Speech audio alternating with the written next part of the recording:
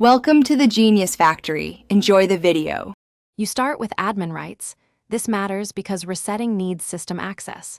First, make a quick note of any static IP, DNS, VPN, or proxy entries so you can restore them if needed. Next, open the Charms bar and choose Settings, then change PC Settings, then Network. This sequence takes you straight to the area where Windows 8 stores network profiles. Once there, make sure to stay on the correct network adapter for the adjustments you're about to perform.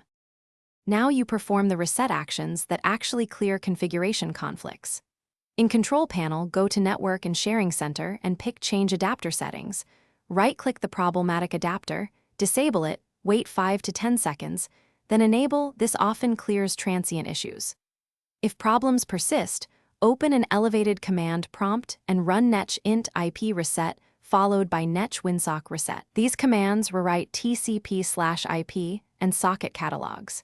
After running them, reboot the PC so changes fully apply and services restart cleanly. Complete the process by rebooting. This ensures Windows reloads network stacks and drivers.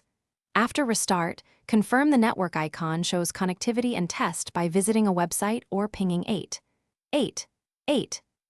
This verifies DNS versus routing issues. If you used custom IP or DNS values earlier, reapply them now. If things still fail, make sure the router is online, update or roll back the NIC driver, and run the Windows Network Troubleshooter. One key tip: try a different cable or Wi-Fi network to isolate hardware from software faults. Thanks for watching. If you found this helpful, don't forget to like and subscribe.